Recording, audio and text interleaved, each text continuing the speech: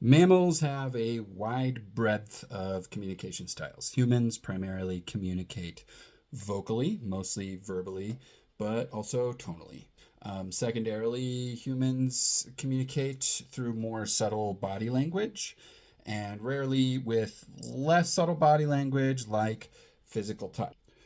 Dogs, in contrast, communicate primarily through what we humans might perceive as very subtle body language, like the direction of their body, facial expressions like tightened or curled lips, both conveying stress and a need for space, and respectively progressing in intensity. And secondarily, to a far lesser extent, dogs communicate vocally with things like whines, growls, snarls, and barks.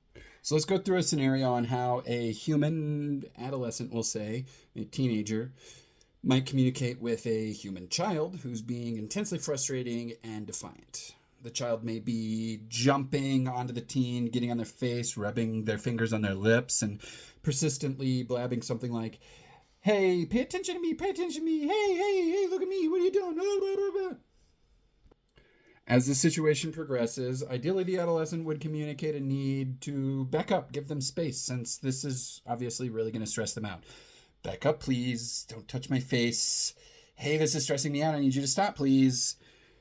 And if the child persists and the teen is left with only one healthy way to de-escalate the situation, and that's going to be to provide just enough verbal and tonal intensity to generate a response from the child who's been ignoring gentler communication, and potentially even to physically move them out of their space with their hands in as gentle of a manner as possible.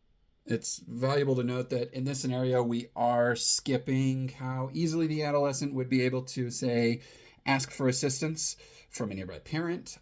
And we're going to have to assume that the parents are otherwise unavailable or maybe ignoring the sounds of the teen and child on an assumption that the older one can figure things out. So parents are, in this case, they would really be skimping on their own responsibility to stop this frustrating escalation before it reaches such an uncomfortable intensity.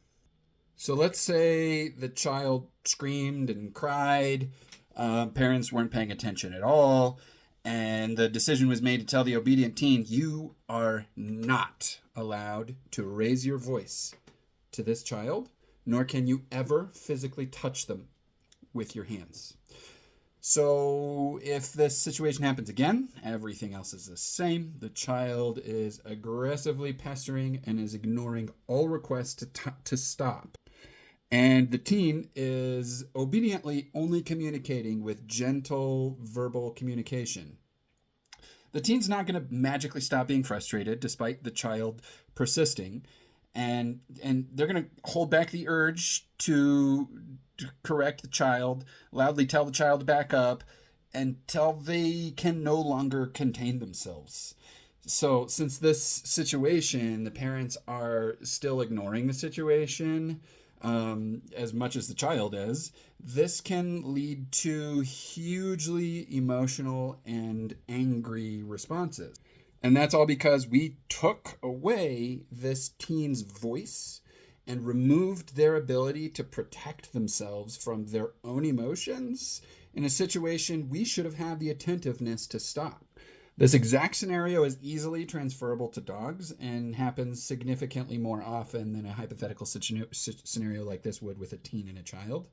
The key difference is that there's not a verbal component to the gentler communication between dogs, which makes it even more challenging for even attentive dog parents to see and to help mitigate. And then the second difference is that dogs, especially larger dogs who have a lot of weight on their paws and, haven't developed the balance to be on three of them, dogs can't use their arms to create necessary space. And so dogs in general, they're going to use their mouths the way that we use our hands. And just like our hands, there's a wide range of intensity that the tool is used in, right? Balled fists, clenching down, is just nuzzling, actually physically grabbing with teeth, Mouthing is a thing, like, right? They'll just put their hands on a ball that they love and not even squeeze it sometimes, or a cute little teddy bear. So the same way this same scenario progresses naturally between adult dog and puppy is that the adolescent or adult dog is trying to generate space, trying to ignore, raising lips, maybe a snarl, turning their face away, turning their nose away, and choosing not to engage.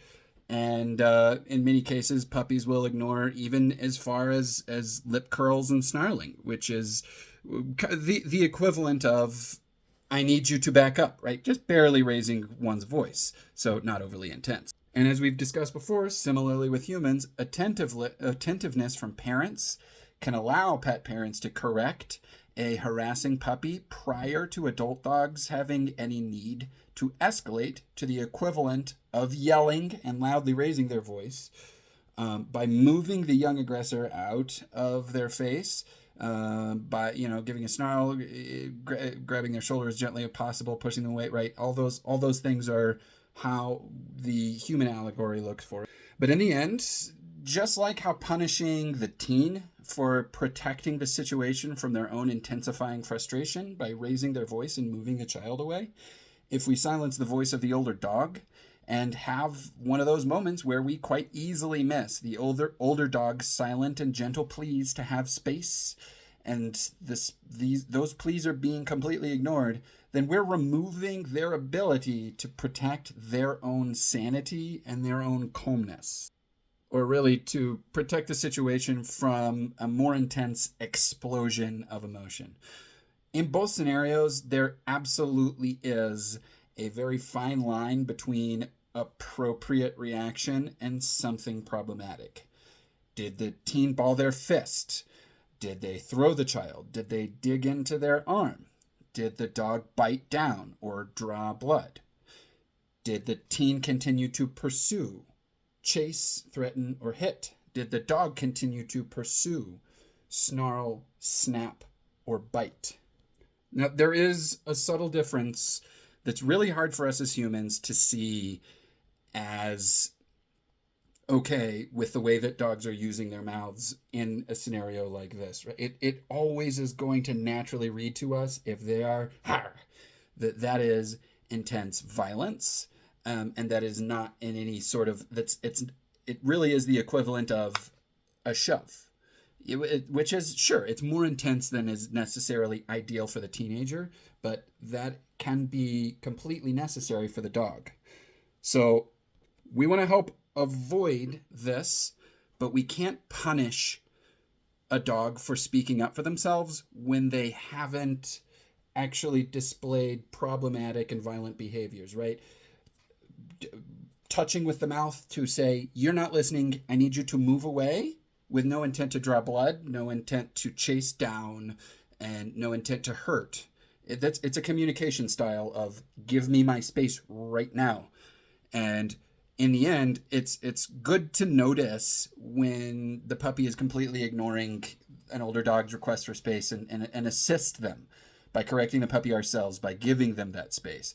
It's really challenging to consistently do so without just watching closely, since their communication style is so physical and not verbal.